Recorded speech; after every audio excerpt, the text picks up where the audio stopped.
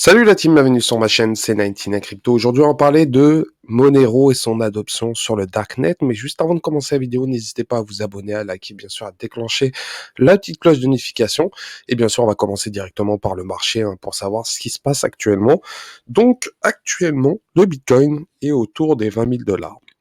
20 550 dollars à l'heure que je fais la vidéo. Donc, on connaît réellement un marché assez perturbé. Vous avez sûrement vu l'histoire qu'il y a eu concernant l'USDC. Donc je vais pas tarder sur l'USDC, mais je pense que c'est juste un coup de FUD concernant l'USDC. On a parlé de DPEG, une chute comme UST de Terra Luna, mais j'y crois pas trop. Donc Coinbase a suspendu la paire USDC dollar ce week-end parce que les banques sont fermées le week-end et ça va être rétabli ce lundi. Donc je pense que Circle a déjà annoncé que ils ont les fonds pour voilà, ils ont de l'argent de côté pour régler tout ça. Et en gros, ils sont en train de dire que voilà, l'USDC ne va pas être DPEG. Donc l'annonce va être faite ce lundi. Je vais prédire un peu. Je pense qu'il n'y aura pas réellement une DPEG et une disparition de ce stablecoin. Mais en tout cas, on peut voir une certaine pression des stablecoins. Donc depuis l'UST, la chute de Terra Luna, les régulateurs mettent le paquet sur tout la SEC. Donc les stablecoins, pour ceux qui aiment ou qui aiment pas, en tout cas, les stablecoins, c'est très compliqué. C'est vraiment très compliqué à l'heure actuelle. Si vous avez des stablecoins, faites en sorte de varier vos portefeuilles, de pas tout mettre sur des stablecoins qui seraient peut-être sous pression de la SEC. C'est le meilleur conseil que je peux vous donner, en tout cas. Mais l'USDC, ça reste assez solide. En tout cas, si l'USDC, il y a réellement un DPEG, je peux vous assurer que les autres stablecoins suivront. Pour ma part, je vois ça comme ça. Si l'USDC, il y a réellement un DPEG, je peux vous assurer que l'UST pourrait suivre. En tout cas, on a pu voir certains articles concernant le DAI, donc j'y crois pas trop, faudra voir. Donc on va parler aussi de Monero. Donc Monero, l'adoption de Monero sur le Darknet, et c'est super intéressant. Pour ceux qui sont un peu qui veulent être discrets dans les crypto-monnaies et surtout pour ceux qui veulent pas réellement déclarer leurs impôts, ça ne va pas tourner autour du pot, faut être cash. Donc pour ceux qui ne savent pas, Monero est une blockchain décentralisée qui garde les finances privées et sécurisées. Bien sûr, la blockchain Monero est axée sur la confidentialité et garantit ses transactions immuables, intraçables, en gros anonymes. Et Monero connaît une adoption réellement fulgurante sur le Darknet. Et on sait très bien que le Darknet joue un rôle important dans les crypto-monnaies malgré tout. Et ce qui est intéressant, c'est l'article de Bankless Time qui en parle.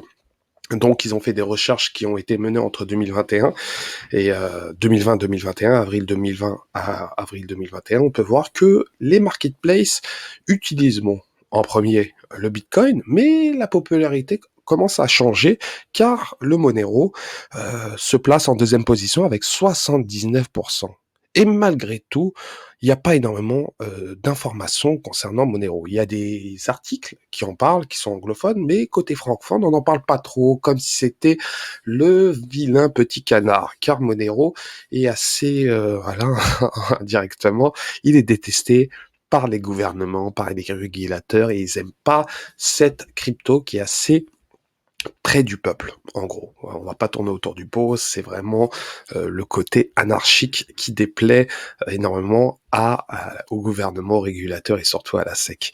Donc Monero est classé deuxième parmi les marketplaces et selon Bankless Time, on peut voir les chiffres, c'est impressionnant concernant les pays qui adoptent le Monero dans leur site. Donc les États-Unis sont classés premiers à 10 525 sites qui acceptent le Monero dans le Darknet. Bien sûr, en deuxième position, il y a le Royaume-Uni, excusez-moi, avec 2500 sites. Et bien sûr, il y a le Canada, le Japon, l'Italie, l'Allemagne, la Hollande, l'Inde, l'Australie et la Russie. Donc le top 10 en gros qui indirectement accepte le Monero comme système de paiement. Et c'est vraiment super intéressant.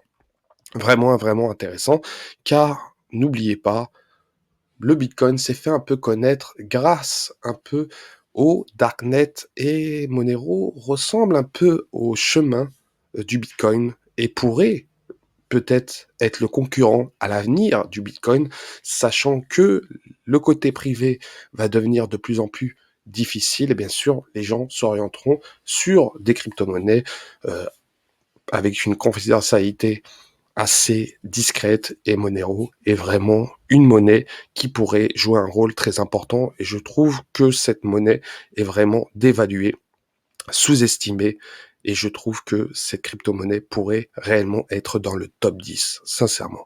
Sachant que, voilà, si on prend le classement de Monero sur CoinMarketCap, il doit être classé dans le top, faut que je le retrouve. Si je le retrouve, hein, ça va réellement vite dans le marché crypto. 24e. 24e avec une market cap de 2 milliards 6 seulement. 2 milliards 6, sachant qu'il y a seulement 18 251 000 jetons. C'est un concurrent direct de Bitcoin, hein. Je vous dis sincèrement, dites-vous que si demain l'adoption est en train de se faire, il y a réellement un engouement autour de cette crypto, je peux vous assurer, et là je vais pas être, je suis pas conseiller financier, faites le calcul, comparez avec le Bitcoin, et dites-vous que cette market cap de 2 milliards 6 pourrait réellement exploser d'ici 5-10 ans, si bien sûr il y a réellement une adoption de cette monnaie. Mais en tout cas, sur le Darknet, c'est en train de se faire, et peut-être que Monero, et sûrement Monero, va dépasser le Bitcoin.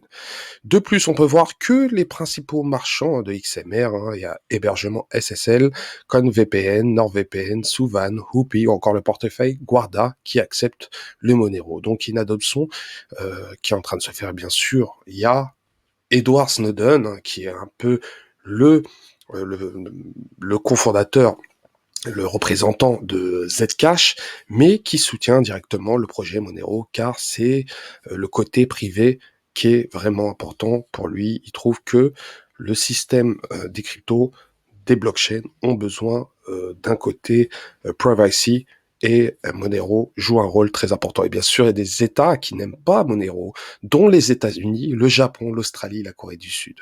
Et bien sûr, ils mettent une certaine pression, où certaines plateformes d'exchange refusent, comme Coinbase. Coinbase n'accepte pas du Monero, on peut pas en acheter. Binance accepte, Gate.io accepte, KuCoin accepte, mais il faudra voir comment ça va évoluer. Mais en tout cas, Monero est en train d'avoir une certaine engouement, surtout aux États-Unis. Je vous conseille de voir certaines vidéos américaines qui en parlent. Il y a Monero Talk, une chaîne YouTube qui en parle, et c'est vraiment super intéressant. Vous pouvez mettre bien sûr des sous-titres en français si vous comprenez pas très bien l'anglais, mais certaines vidéos sont super intéressantes concernant cette blockchain. Donc voilà concernant Monero. N'hésitez pas à commenter, liker, bien sûr, à donner votre commentaire concernant cette crypto Monero qui est sous-évaluée et qui pourrait être l'une des plus prometteurs dans les 10 indirectement les 10 prochaines années. C'était 99 Crypto, et je vous souhaite un très bon dimanche. Ciao, ciao.